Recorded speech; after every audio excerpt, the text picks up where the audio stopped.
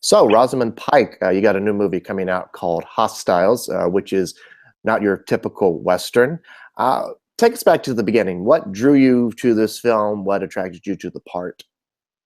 I love Scott Cooper's films. I think he's a very bold filmmaker because I think his films raise more questions than they answer them, which is something I admire. I like those films that sort of stay in your blood long after you leave the theatre, and I think that's what he really does for his audiences.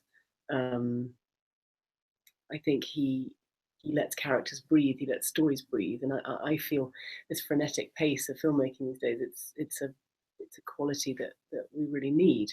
And so the idea of him doing a western was very intriguing to me, especially one with Christian at the center of it. And then he told me about this character, Rosalie Quaid, who, when I read the script, I realized this was unlike any character I've tackled before. Um, because I realized it was going to have to be a very physical immersion um, in, in a character, maybe more than I'd done before. That this character suffers an unutterable loss, and a grief so intense that I could sort of barely let the thinking of it into my own house. And I realized very quickly that I was going to have to kind of equip myself with some new tools to take on that part. Really. Have you seen it? I have seen it, yes. Okay. I know what you're talking about there. um, uh, Tell us a little bit more about the physical nature of the part, because for so much of it, I don't want to give anything away, but she does suffer this great trauma. And for a lot of the movie, it is very much in your eyes, on your face, all that kind of stuff. You're reacting to things, you're internalizing things. Can you talk a bit about that? I mean, I think the most important things when you're dealing with grief and certainly representing a level of pain, which for some people who are watching the film will be their reality, you feel a tremendous responsibility to convey that accurately in all its specificity, subtlety, in the many forms that grief takes. So I sort of had to transfer it from my head into my body. It's everything. It's the feelings of your of aching in your bones, the feeling that many mothers, when they lose children, describe of their of their forearms aching, like a sort of weight of carrying a child that's no longer there. Very strange things that happen. The feeling of voices, even when they're close, feeling very far away, feeling that every light is twice as bright, feeling that the the distance between your plate and your mouth is an interminable distance. And then there were things that were very. I watched a lot of elephants actually, and that sounds very strange, I know, but there's a way that elephants grieve that I find very moving. There's this way that they stay amongst in their herd around the body of someone in this way that's sort of constantly in motion, sort of walking like a sort of strange beat of a rhythm. And I found a lot of I found a lot in that I could sort of take into my own physicality. Mhm. Um, and there were things that I know this all sounds sort of weird, doesn't it? But No, no, not at all. I think you sort of have to, you have to say when you're faced with a part like that, I'm helpless. I need to get help from whatever direction it comes from. Whether it's people who are open enough to share their experience, and it's not an easy thing to talk about, especially when you know that you're in effect pretending something which for other people is painfully real, and there's a very big responsibility that comes with that. But then there were times when I think I tricked my body, so my body reacted in ways that I had no control over. I remember a scene of coming to the graves of Rosalie's children one night and feeling this sort of umbilical tug towards them that was sort of jerking my body literally like I was on a cord, and I don't know where that came from. It was something that just took over. Yeah, so it was quite a wordless character. She's quite wordless, and yet she has this unbelievable strength. Because I think with what she suffers at the beginning of the movie, not only is she grieving, but she's also racked with a kind of guilt at being the one to survive. How do it's painful to be the one who survives when your role as a mother is to protect your children and you failed in that very, very basic. It's unlivable with. Therefore, the biggest struggle was knowing how this character continued to make it to the end of the movie. Certainly, she has a very interesting arc. Also within this movie is an undercurrent about the racism of the time against Native Americans, and of course the inherent racism in a lot of great classic westerns. Certainly your character has a lot of reason to hate and distrust Native Americans, but we see that sort of progression within her. Can you talk a bit about that? Yeah, I mean, I think it was it's almost more timely now, the story, than we ever realized while we were making it. It is very much a story about how hatred is bred into us through a culture of hostility. I mean, Christian Bale's character is as good an example of a soldier as I've ever seen, whether, and is modern as much as it is of its time, in terms of what warmongering in the name of your country does to a soul.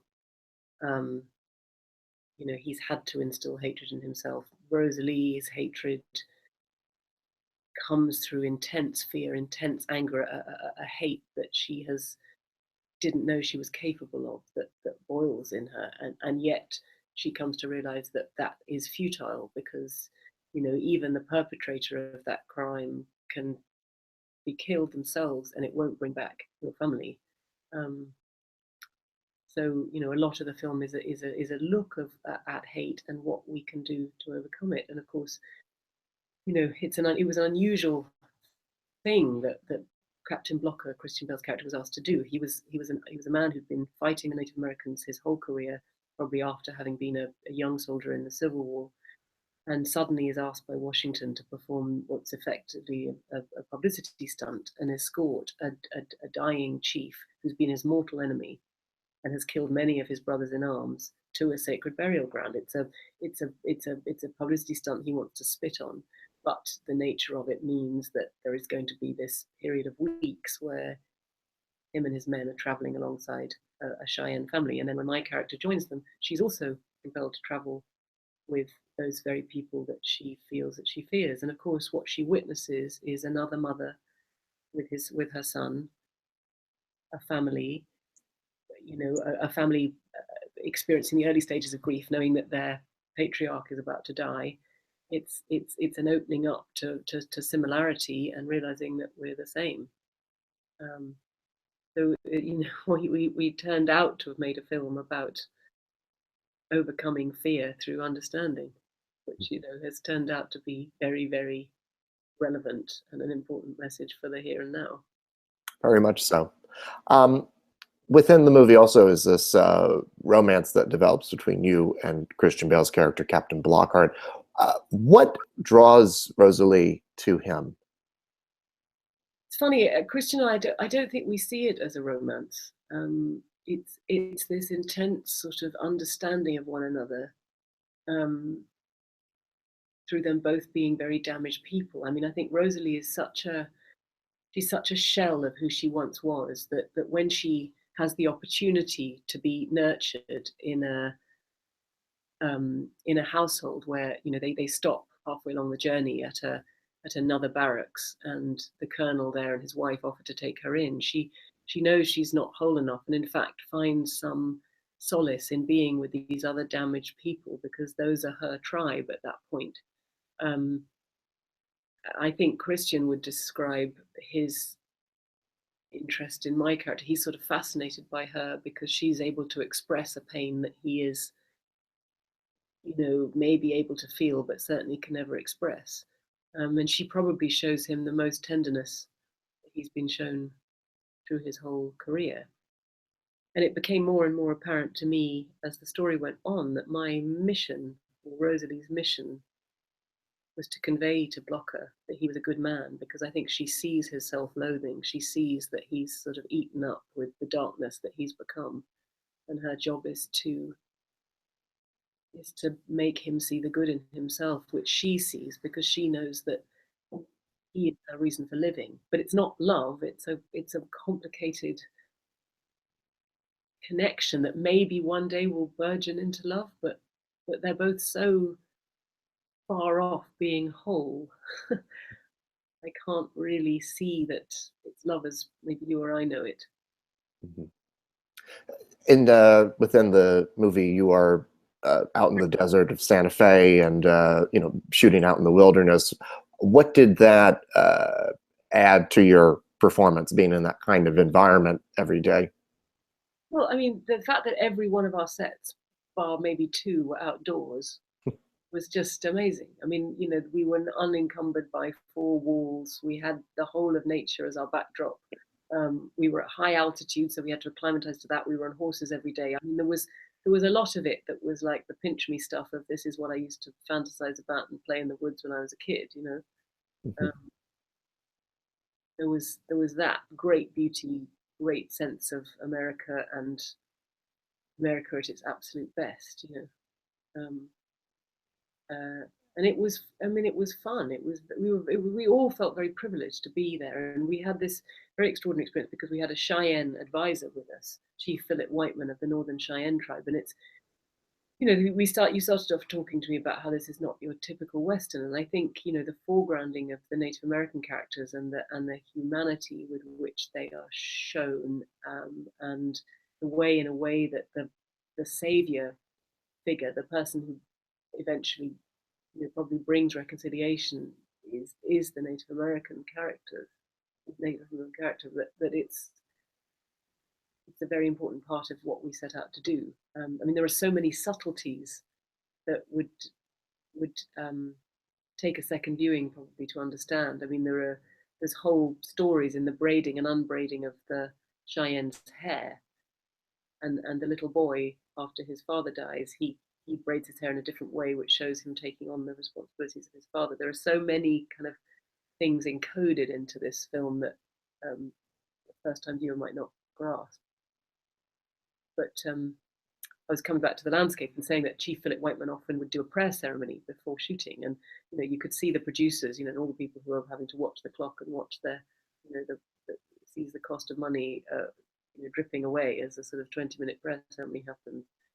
And then you'd see the same people who'd been very cynical and impatient suddenly be very moved by this experience. It was pretty wonderful to watch. You'd see kind of tears in people's eyes who minutes ago had been sort of tut-tutting and looking at their watches and having a bit of a jibe at the whole idea. It was pretty profound. Mhm. Working with Scott Cooper, what did he give you as a director that helped you with your performance? I think Scott and all the other actors gave one a real sense of security. I think when playing a character like Rosalie, you have to know that you're in a safe space, and that what you throw out there will be contained, and that you're with people who have your back. And that's the actors, that's the director, and it's the cinematographer. It's knowing that when you feel safe, you are free, and then you can be raw, and that whatever comes out is okay, and it doesn't need to be discussed beforehand, because everybody's so good that they can kind of hold it. They can work with it and hold it. And Scott, because he's been an actor and he sort of loves all his characters, he's kind of there with you. He's going through it with you. He's not a remote being who's only looking at the architecture of his film. He's feeling every beat with you, and that's the way I like to work. That's really important. Before we go, I wanted to ask you, you are an Oscar nominee for Gone Girl, one of my favorite movies of the last decade. Can you give us some memories of that movie and of your nomination, because it's not the typical kind of role that generally receives Oscar recognition? So were you at all surprised when your name was being touted for consideration? I was in such another zone at that point. I was, after I'd finished playing Amy, I sort of knew I'd maybe was about to unleash this monster on the world, and I thought, well, I've got to go and make a human being very quickly. So I became pregnant, and right at the time of the nominations, I'd had a brand new baby, and so there was this totally surreal dimension of living in this world of a newborn child, and the kind of giddiness of the awards as well. And it was a it was really genuinely surreal, because I'd go from chaos into somehow having to pretend that life was serene and immaculate on a red carpet. I mean, and it was so far from that, I can't even describe. Um, I mean, I remember the morning I found out I was nominated for an Oscar. I had completely missed that that was the day. My husband had gone off to play tennis. I was in the bed with two small boys who were the oldest one who was rolling cars up my body, including an electric one, which, as I was on the phone to, I don't know, whoever it was who wants to do an interview after you've been nominated, I heard this sound of a motor. I heard the sort of unmistakable sound of a car engine in difficulty. And I watched in the mirror this car get completely twisted up in my hair till I ended the interview. Thank God it was on camera, with this car literally attached to my head. And then I knew I had to go to an award ceremony that night, and it was by this time I had this dreadlock and a car attached to my head, and I thought, well, the only thing I can do is just cut the whole thing out. So I had this, and the people who then write about your sort of look on the red carpet, if they, I mean, the absurdity of it was so intense and funny. It was kind of that. Those are my abiding memories. Um, but I mean, Amy Dunn was an amazing character, and she was. It was like I used to come home from work and say to my husband, I think I get to do everything with this role. I get to be every part of being a woman. I get, even if some of it's pretense, it's sort of every nuance of femininity in its sort of, in the kind of beauty of it and the diabolical nature of it. It was so much fun. Um, yeah. Well, Rosamund, thank you so much, and congratulations on the film. Appreciate your time. Thank you. Thanks very much. And You're thanks welcome. for saying what you said about Bale too. Oh, of course, yeah. All right, have a good one.